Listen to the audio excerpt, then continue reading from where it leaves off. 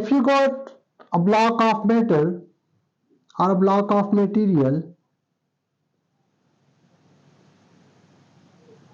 and you want to determine the specific heat capacity, the first thing you need to do is find the mass of block. Now drill 2 holes in the block.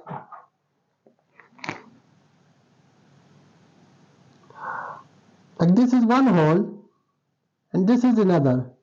In one hole, place a thermometer and find the temperature. Find the temperature, that will be theta 1. Okay. Next thing you need to do is bring in a power supply.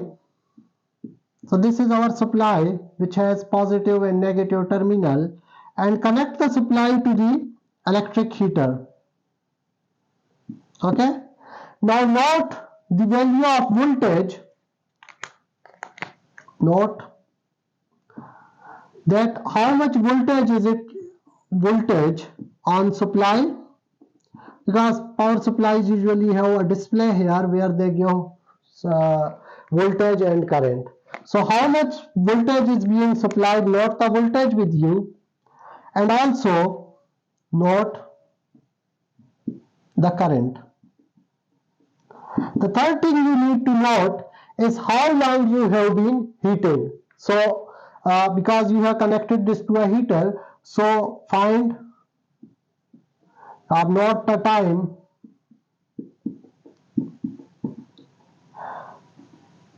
the heater was on. So how long the heater was on, you need to note that too. Okay. Now that you have calculated all these things, what you need to do is, when you, before turning the heater off, check the temperature in the thermometer again, and this will be your theta 2. So you got theta 1, you got theta 2, theta 1, theta 2, you got voltage, you got current, and you got time. This is all that you need to find the specific heat capacity. First thing that we need to find is the power of the power supply. The power of the power supply formula, that is voltage times current. So you already have find the voltage time current, and you can find the power. Now that you have find the power, how much energy has been transferred to the heater or material can be found by using power. Energy is equal to power multiplied by time. So from this formula, because you have calculated power, and from energy you can find power multiplied by time. Now you find the energy, how much energy has been transferred.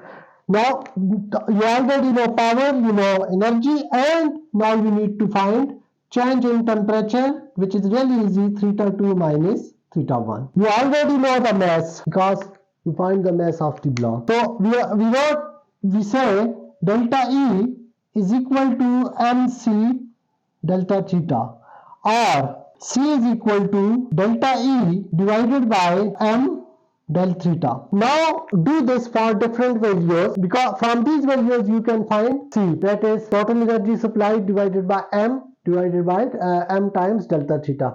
But if you want more accurate value of the C, what you can do is you do it for long period of time, like you run the supply for time t1, then you run it for t2, then you run it for t3, different times, and keep supplying the heat. Do not turn it off, just divide your times between different values, and for every time you will find energy 1, energy 2, energy 3, and for each value of time, yes, you get theta 1, theta 2, theta 2 for each corresponding time. Like after each 5 seconds you are measuring the temperature, so you will get different values of temperature.